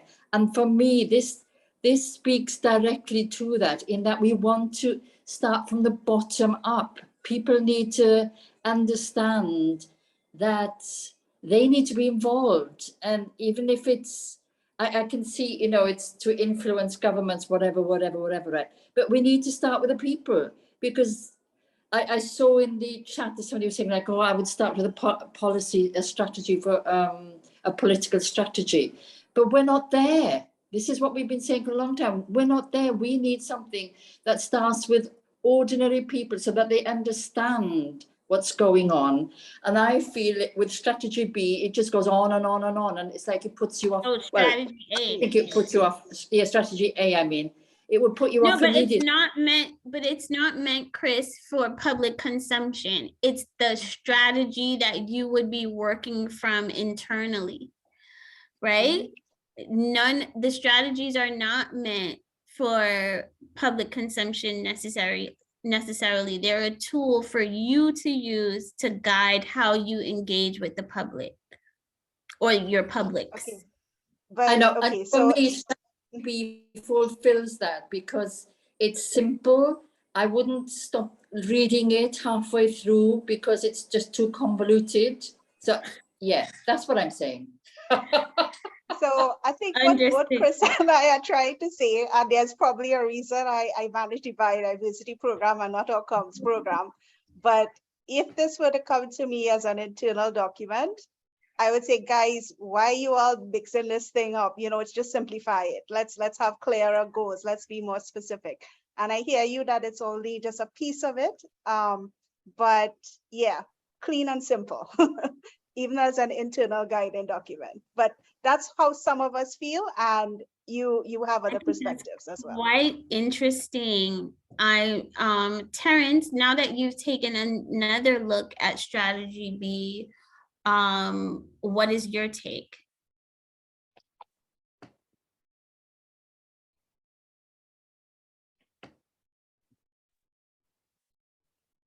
Go ahead. Well, I think that B is simpler and more straightforward, but I still have a kind of mind block. I still feel. Oh, okay, you can't they process both, it because no, I you still just feel that like, they're both and you know, I can't help but sharing with colleagues here. Ask ourselves, how long has civil society been lobbying the Grenadian policymakers, the Grenadian government, for a land policy? 10 years, 15 years, 20 years, closer to 30 years? Are CSOs sufficiently sensitized of the need and importance for a national land policy? Should they be the ones targeted if a communication strategy were to be prepared around this subject? No, I don't think so. So I very much share Brian's view, the carrot and stick approach with our policymakers, as cynical as it may sound. And I've expressed this view for a number of years, that when development projects are being promoted in a particular country, there should be carrots and sticks that go with it. And usually that is what the politicians would listen to. Just my somewhat cynical view. Thanks. and that's okay, Terrence. I think that your view and Brian's views are very valid, and for your communication strategies, you can choose to target policymakers directly if you're so inclined. Can we, Natalie? Natalie's looking like, Michelle, what you talking about, girl? Right? You can choose to directly engage with policymakers and government officials for your communication strategy. We are definitely not saying that you need to, the goal of the strategies developed in this course need to be focused on civil society. Yeah, it was just an example of how one can develop strategies and what they might look like if you're applying the tools correctly and in a way that makes it easier for you to reach who you want to reach. And if you're not. using communications best practices. So I think, and I can allow for the fact with everyone's lived experiences that we differ on this, that communications best practice would be to have a more detailed strategy that allows you to know more about who you're targeting, allows you to change messaging depending on who you're targeting, and really gets to the crux of what your M&E indicators are, would be more effective if you want to more effective if you want to communicate well with your target audiences. But I take on board what Natalie and Chris have shared, and I'm really going to ponder on that and how we can help folks who need something simpler or more basic to work with that still can achieve communications best practice. I don't like basic, just more targeted, more specific, clearer. No, but A was very specific. That was the problem. No? Too many specifics. But anyway, I So think we need to, more pared down is what I meant by basic. You know what I mean? Yes, More, yes, just more yes. pared down. I'm not saying that y'all are basic. Just saying that the strategy could be more pared down. So that brings us to any more comments, concerns, questions about the effective communication strategy. And I think as we move forward, some of us may, evolve a little bit in what we think works or doesn't work.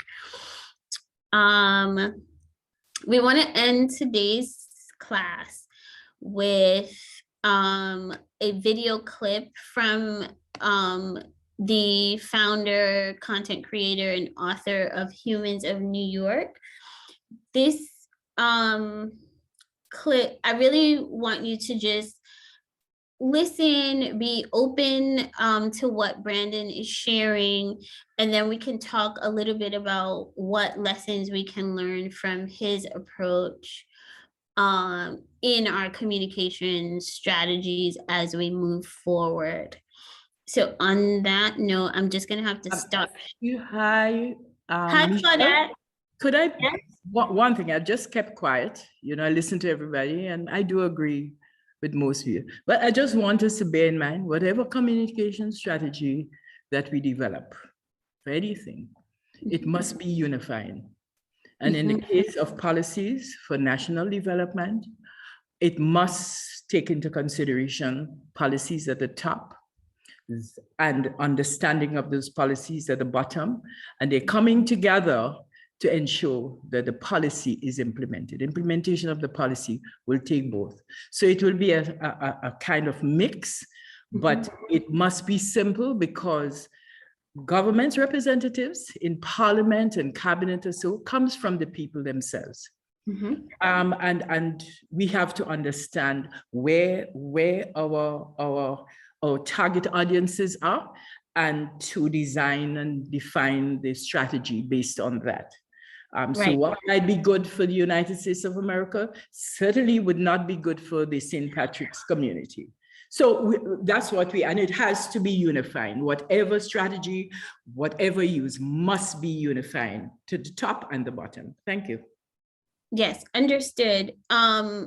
This video has little to do with developing a communication strategy and speaks more to why we take specific strategic approaches to people in general. So it's more of a how to approach people thing than a communication strategy video. So please watch with an open mind and let me know what, if anything, it sparks for you in terms of your approach to people and being more strategic in that approach. So I'm going to stop share for a second. Gosh, I don't know what's going on with my speech today. And just play.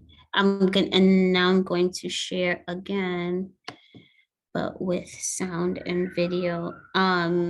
Aditi and Natalie, please listen for let me know if it's too loud. Because I don't know how it reads for you guys.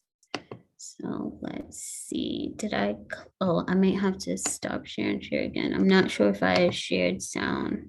Okay, let's do this. Oh, that's not it. Yeah. Oh. Actually, do you guys want to see how I approach somebody on the street and ask them these questions? It's always, okay. Can I have a volunteer? All right, come on down. What's your name? Allie. Allie, give me a hug. It's so good to see you.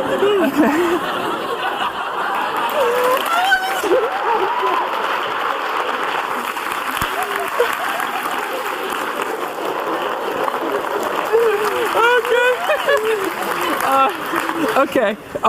So here, you can just actually sit right there, and I'll pretend like you're just relaxing.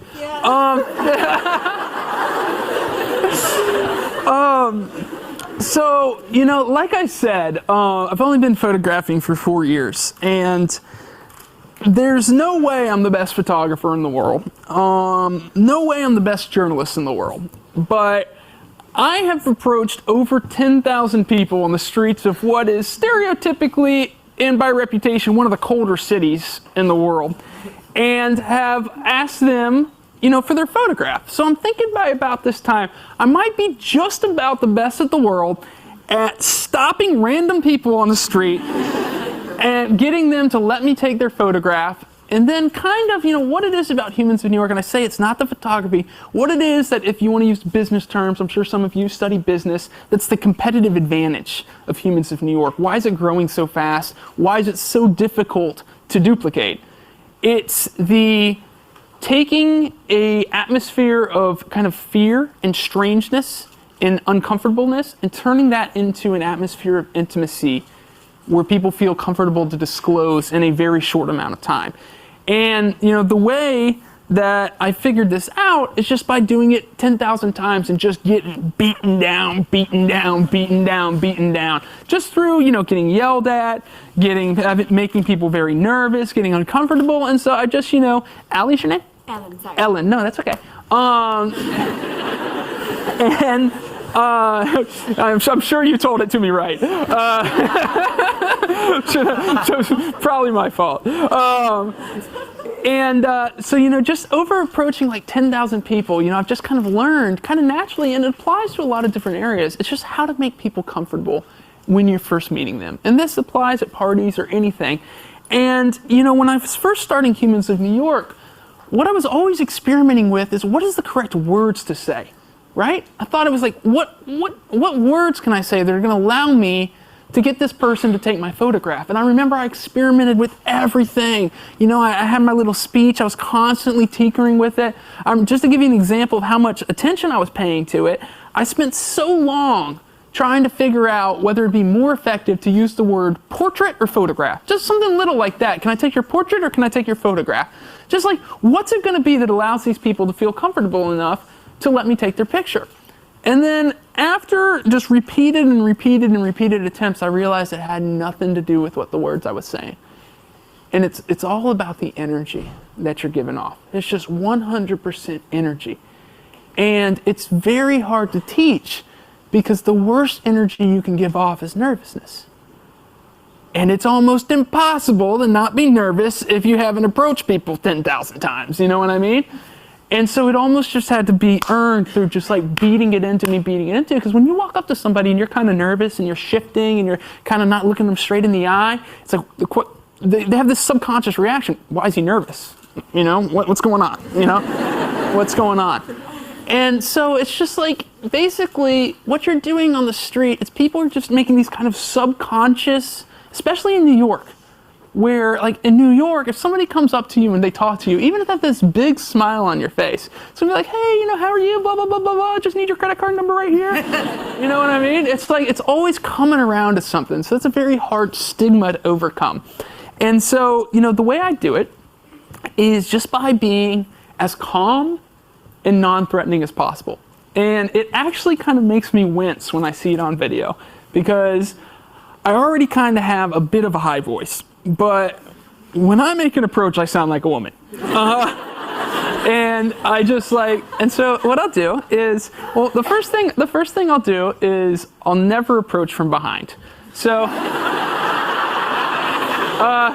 and I'm serious, it's rule number one. If the first reaction of somebody to you is this, you're screwed. It's like, you could be Mother Teresa, and they're not going to want to talk to you. So if Ellen was, you know, facing this way, okay, so what I would do, and she's kind of sitting down, but even if she was walking down that way, I'd cross the street and I'd kind of, you know, and then I'll make the long turn and then I'll come.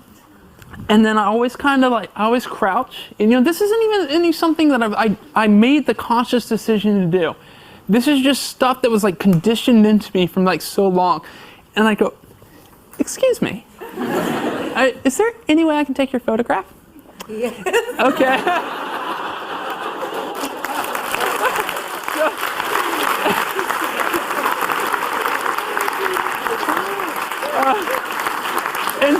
And so she said yes. And so, you know, well, it's funny because now it's been a best-selling book. It's pretty well known in New York, obviously. But still, like almost like it's a tribute and a testament to my roots when I was just a guy walking around with a camera and idea. I always just start out with, do you mind if I take your photo? And sometimes that's enough to say yes.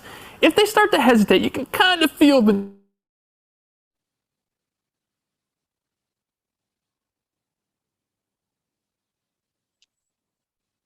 Michelle, I think we've frozen. She's muted. Look, here it is, blah, blah, blah, blah, blah. And so then that'll happen. And so if they say yes, notice I never tell them about the interview at first. But it's important. It's like, you don't want to just drop it on them. You know what I mean? Like, can I take your photo and ask you about your mom's cancer or anything like that? Like, you just like, because the conversations get very intimate very fast. And you just want to kind of have it be escalating slowly. So Ellen said yes. So I will always take a full body shot first. The less intimate. And so, pow. And then what I'll do is I'll sit down and I always,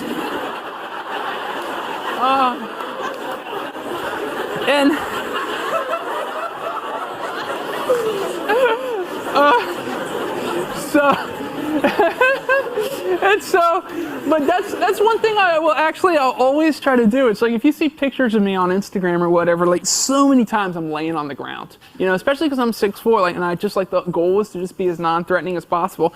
So like I'll normally just kind of like sit down at somebody's feet, like this, and okay, so Ellen. This is a lot different than I normally do because Yeah, me too. obviously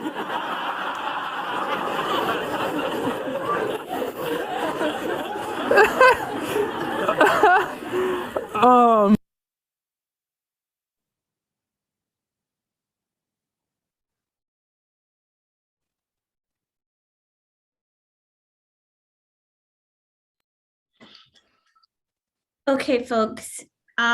So Brandon talked quite a bit about how strategic he is when approaching people on the street, right? I'd like to know, based on the video, what do you think he did or thought about in terms of prioritizing who he approaches and how he approaches them? You can apply to your own approach to engaging stakeholders. And I'm not talking about walking up to stakeholders on the street, right? But he thought very clearly through how people receive him and his messaging, what he has to say to them, and how he accounts for that in his approach.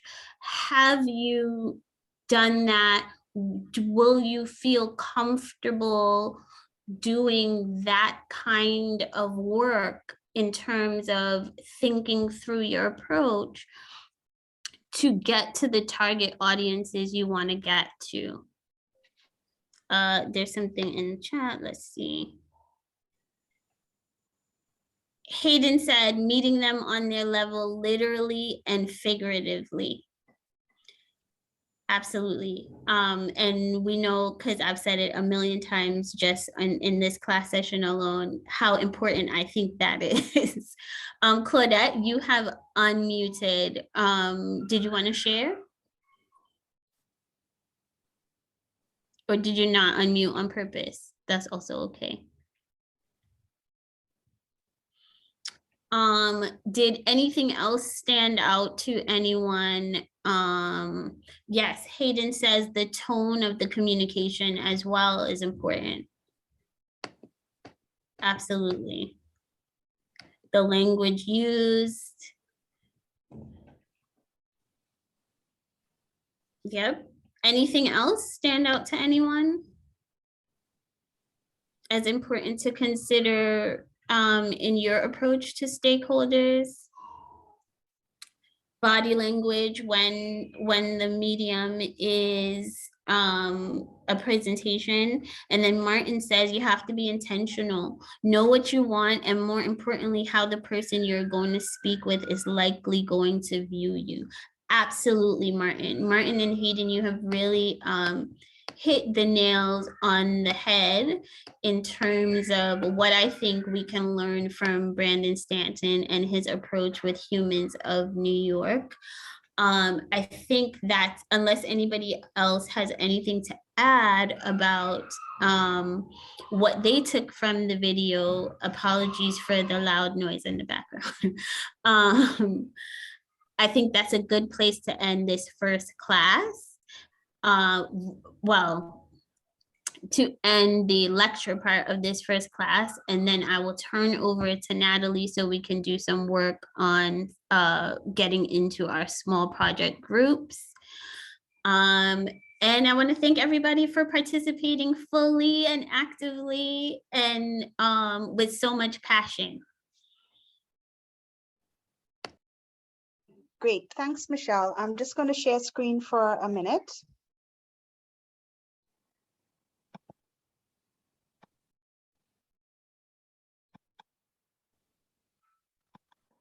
Okay, is my screen visible? Aditi? Yes, yes, yes, it is. Okay, great. All right, so as I said, we're actually creating some campaign/strategies within this particular workshop. We're looking to have specific outputs by the end of November, well, 3 weeks from now when we're finished. So just to let you know that we did have some prelim meetings with our CSO stakeholders, some of whom are on this session today. And we were also guided by our civil society co-chair, Sandra, who isn't able to be here today.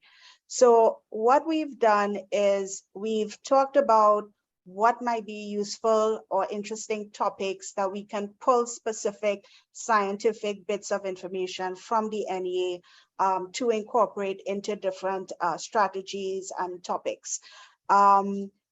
And as I've mentioned before, one of the communication topics that came out was our stakeholders wanted to do escazzo work, but as I mentioned, we won't be doing it as a group, as an exercise, because Michelle will be using it as the running case study throughout the workshop. Okay, I just wanted to talk a little bit about what some of the potential topics might be based on initial feedback. But what I want you all to do is also suggest other topics that you all would be interested in. And just to say that the timing of this workshop is very deliberately after we did the stakeholder feedback workshop on the second order draft.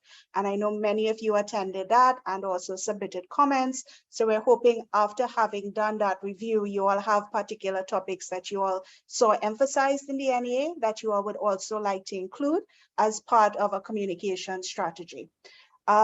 We will be sharing a link to a survey soon. In fact, Anastasia, you can go ahead and share the link in the chat, and we will also be emailing it out to you all for you all to do some choosing, but we will finalize groups and topics at the beginning of the next session. Okay, so in talking to our stakeholders, not a huge group, but we had about 5 or 6 of us chatting, some potential campaign topics could include, for instance, building awareness among the general public about the harmful environmental and economic harmful effects of sand mining. That came up as a potential topic. Another possible topic / group could be trying to help our decision / policymakers understand the value of our mangrove ecosystems. That's another key issue that came up as well. Some folks were concerned about the fact that, especially on farms, there's almost total clear cutting. There's no retention of trees that would normally help with soil erosion, water retention, and so forth. So that's another possible topic. So what we're going to do right now, as I said, we have the link shared and we will be emailing it out to you all. We're going to ask you all to choose which one of these campaigns. Now the words are just my own. Obviously with Michelle's help, we will be tailoring the primary messages and so forth. And then we're also asking you if there's a topic that you would particularly like to work on, to please highlight that as well. And I need you all to either fill it out now or hopefully by the end of the day, because what I am doing tomorrow is that I will be combing through the NEA to pull out bits and pieces of information that you all can use in your communications, and that we will be sharing that via a handout. So I'm hoping that that is clear, what we are asking you all to do. And if you guys want to go ahead and fill out that, Michelle in the meantime, but like I said, we'll also email it out to you all, because we would like to try to assign those groups, and depending on the additional topics, we might do some reworking as well. If there's a, like, you know, if 20 of you all said you want to work on X, we might get rid of one of the previous topics and choose that instead. So I hope that's clear enough. Any questions on what I've just asked or spoken about?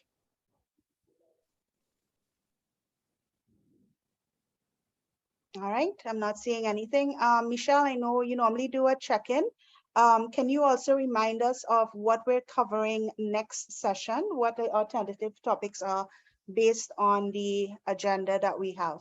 So as you all are aware, today was primarily an introductory session, but we are going into detail on the topics discussed in the beginning part, and we will continue next week on that. Michelle, over to you.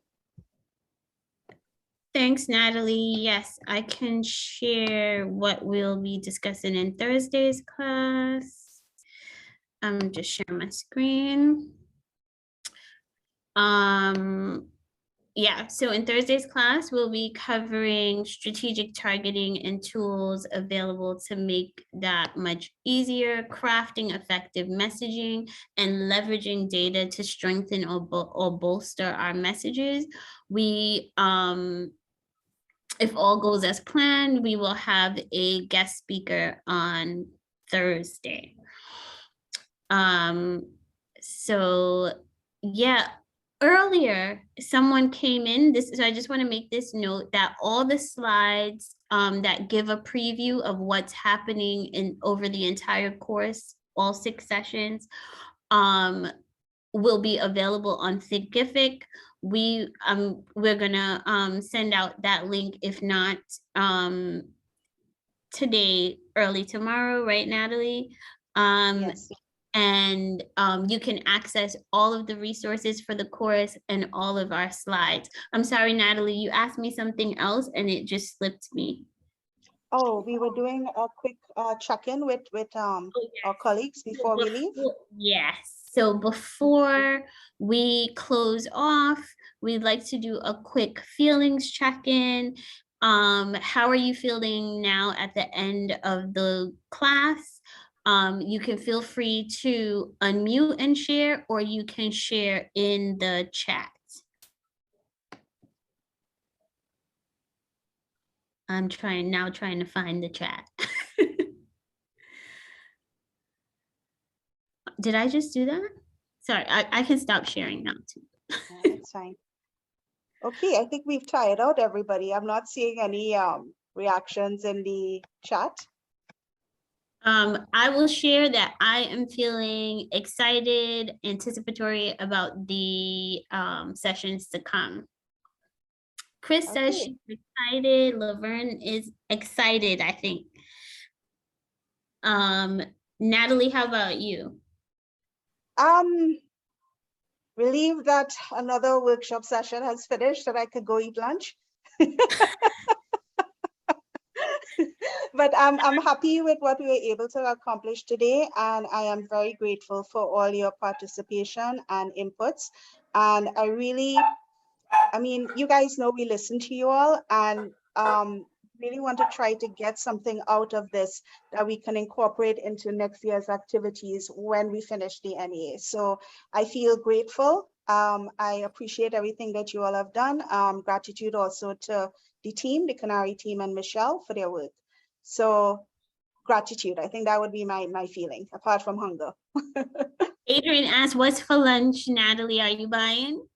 I am anticipating a nice roti down the road. Already thinking about the lady down the road I'm going to buy my roti from. Thanks everyone for sharing your feelings, and we look forward to seeing you on Thursday morning. Arias and Natalie, Aditi, Anastasia, thank you for the hard work in getting the money for this series of workshops in Canary. Okay, great. Okay, bye-bye. All right, bye everyone. Bye-bye.